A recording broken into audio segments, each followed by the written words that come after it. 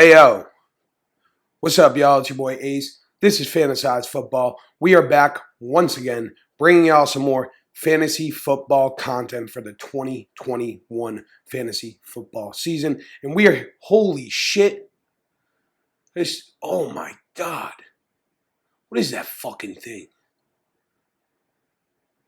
I'm sorry, some sort of bird just came running across the beach in front of me.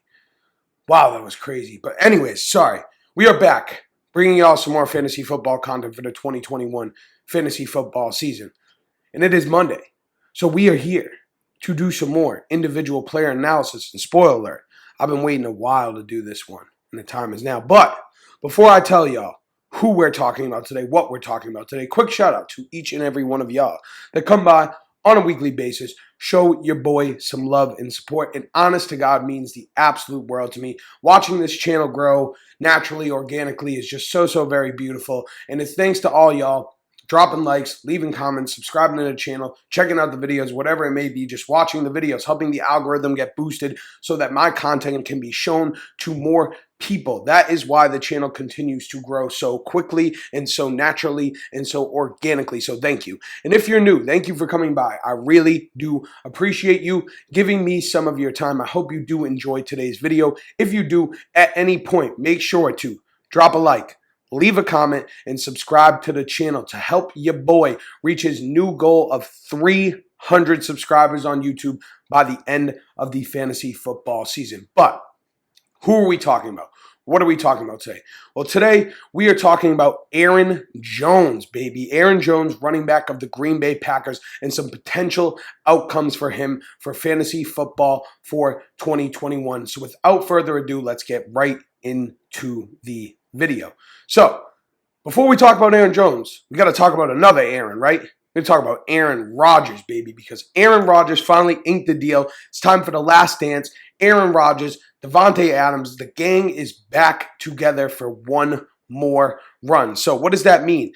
This offense should be high octane, high scoring, very efficient, and that is obviously great for Aaron Jones. And on the note of Aaron Jones just re-signed a 4-year, $48 million contract. Big money contract for a running back. So I expect the Packers to use him as the lead back, as maybe not the complete workhorse, but he should be heavily involved in this offense. And we've seen over the past couple seasons what Aaron Jones can be. He's got back-to-back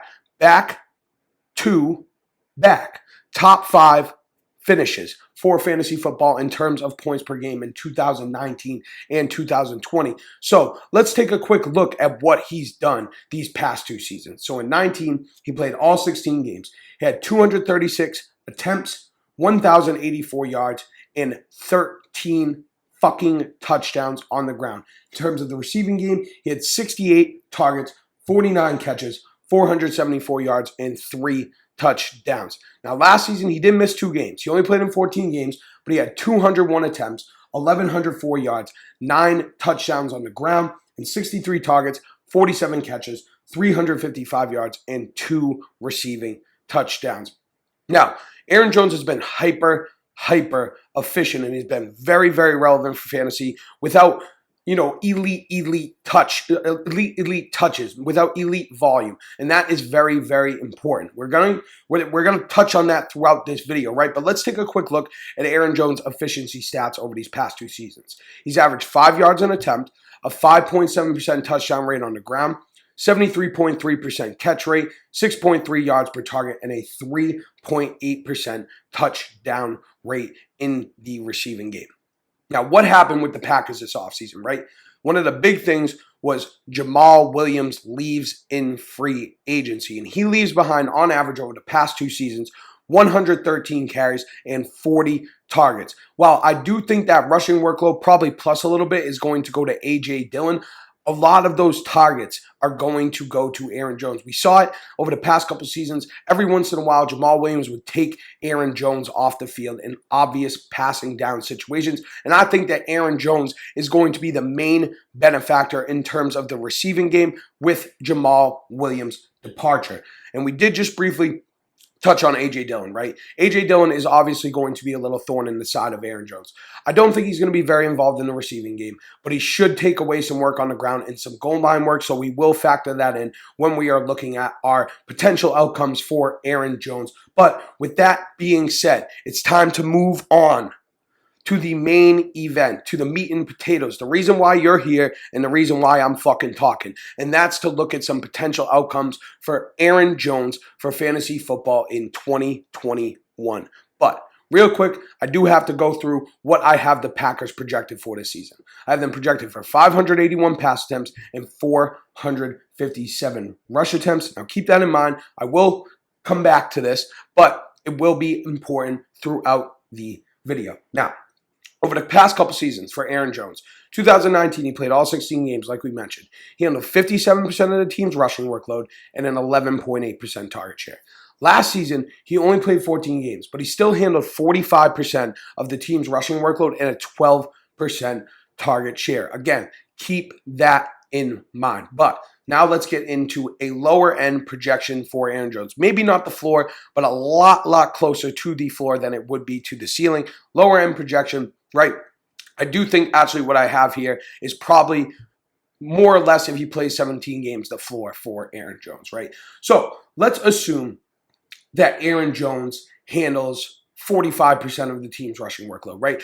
I expect that the majority of the Packers' rushing workload is going to go to the running back position. If Aaron Jones, A.J. Dillon play 17 games, those two will handle the lion's share of the rushing work for the team because Aaron Rodgers isn't a mobile quarterback, and historically the Packers haven't used the wide receivers in like sweeps and things like that. They're a more traditional running team. So let's assume Aaron Jones handles 45% of the team's rushing workload. He's the lead back, but him and A.J. Dillon are almost neck and neck in terms of the rushing game. And just food for thought, like we just mentioned before, last season in just 14 games, Aaron Jones handled 45% of the team's rushing workload. So in a full season playing all the games, all 17 games, I think it's more than reasonable to assume he handles at least 45% of the team's rushing workload. So if you take those 457 attempts that we talked about that I have the Packers projected for, 45% of that is going to be 206 attempts going the way of Aaron Jones. Now, Aaron Jones, again, I'm going to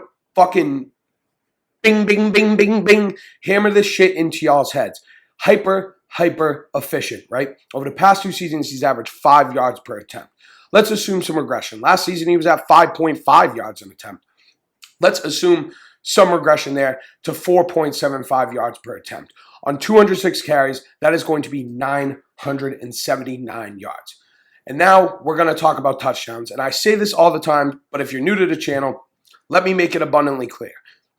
Touchdowns are not a sticky stat. They're very hard to predict. So bear with me. Take this with a little grain of salt. Like we mentioned, I do think A.J. Dillon's going to take away some goal line work from Aaron Jones. So let's assume that he's 70% of what his touchdowns been over the past 2 seasons on average. 5.7%, we're going to drop that all the way down to a 4% touchdown rate for Aaron Jones. On 209 rush attempts, that is going to be 8 rushing touchdowns. Now, it's time. Let's get into hold on, a little pump fake on your ass.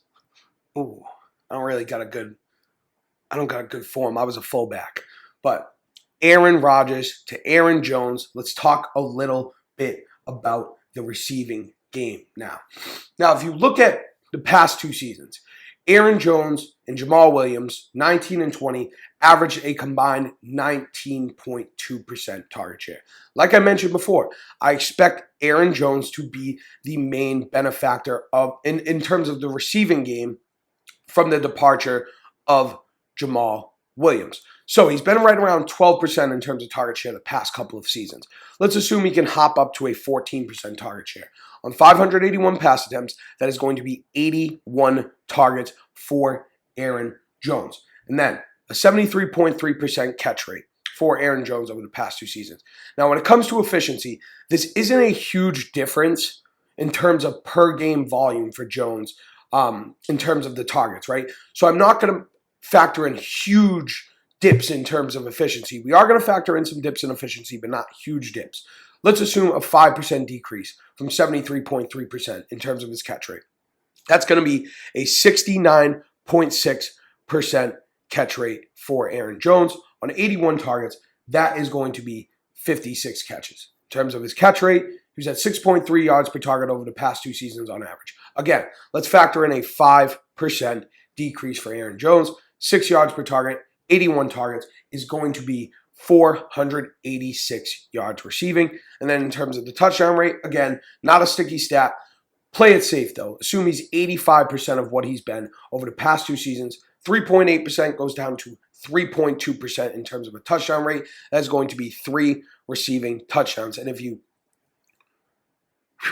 put all that together, right, you got 206 attempts, 979 yards, and 8 touchdowns on the ground, 81 targets, 56 catches, 486 yards, and 3 touchdowns receiving, 240.5 half PPR points, over 1,400 total yards, over 15 touches a game, and 11 total touchdowns. 14.1 half PPR points per game, tied for the running back 11 last season, and half PPR fantasy points per game based on all running backs that played 6 or more games. Now, Aaron Jones is currently being drafted as the RB9 per Fantasy Pros half PPR ADP. And I personally think this is a lot closer to his floor than it is his ceiling. And I'll tell y'all why right now. We're going to get into kind of the higher end, right? Not his ceiling, but like a higher end projection of what we can expect from Aaron Jones. And bear with me. I've had a sinus infection for like a week and a half. So if I got a little sniffle, bear with me, right? So let's move on to some higher end projections for Aaron Jones. So let's assume that he handles 50% of the team's rushing workload. A.J. Dillon's still heavily involved, but Aaron Jones is just like the clear lead back for the Packers. That is going to be 229 attempts. Then let's assume he can just maintain his average of 5 yards per attempt over the past 2 seasons. Like I mentioned, with similar volume last season, he was at 5.5 yards per attempt. So let's assume he's at 5 yards per attempt. That is going to be 1,145 yards. He had a 5.7% average touchdown rate. Instead of using 70%, let's assume they're splitting the goal line work a little more. Aaron Jones gets a little more goal line work, and he's at 80% of where he's been. That's a 4.6% touchdown rate. On 229 attempts, that is going to be 10 rushing touchdowns for Aaron Jones. And again, over to the glorious Aaron Rodgers, Aaron Jones connection in the receiving game. We're only going to use a slight difference because I think A.J. Dillon will still get some targets. Let's assume Aaron Jones handles a 15% target share on 581 attempts. That is going to be 87 targets. If you take those 87 targets and you use a 71% catch rate, so we are still factoring in some form of regression here from a 73.3% catch rate over the past 2 seasons. You take those 71% catch rate on 87 targets, that's going to be 62 catches. And then we use the same 6.3 yards per target that he's averaged over the past 2 seasons. That is going to be 548 yards receiving. And then we'll just use the same 3.2% touchdown rate we used before to be safe. You get the same 3 receiving touchdowns. And when you take all that and you smack that shit together, you get 229 attempts, 1,145 yards, 10 touchdowns, 87 targets, 62 catches, 548 yards, and 3 receiving touchdowns. Over 1,700 total yards, nearly 300 touches, and fucking 13 touchdowns. 278.3 half PPR points, 16.4 half PPR points per game. Good for the running back 5 and half PPR points per game last season based on all running backs that played 6 or more games last season. So now, you know what time it is? It's time to ask the never-ending question that we ask once a week. And if you're new and this is your first time, get used to it. Well, actually, don't really, because we only got a few weeks till we change up the content when we're in the season. And by the way, it's Thursday. And tonight's the first preseason game, y'all. Get fucking excited. I mean, when you see this, it's already happened. But shit, football's here. Fantasy is here. It's fucking here. What does all this mean? What does it mean for Aaron Jones? What does it mean for fantasy football? Does it mean we should draft Aaron Jones? Should we not draft Aaron Jones? Well, let me tell you this, right? To me, it means we should absolutely be drafting Aaron Jones. Because as the RB9, I think we're drafting him a little closer to his floor in terms of points per game, right? I think he finishes as an RB1 as long as he is healthy, right? And I think the upside is to be top 5, if not even top 3, right? We've seen him back-to-back seasons, top 5 in points per game. He's got Aaron Rodgers back. Devontae Adams is back. He's obviously there. This is an efficient, high-scoring offense, and he has more opportunities in the receiving game with the departure of Jamal Williams. So yes, I am drafting Aaron Jones. I would draft him as high as the RB5 in full PPR, right? Oh no.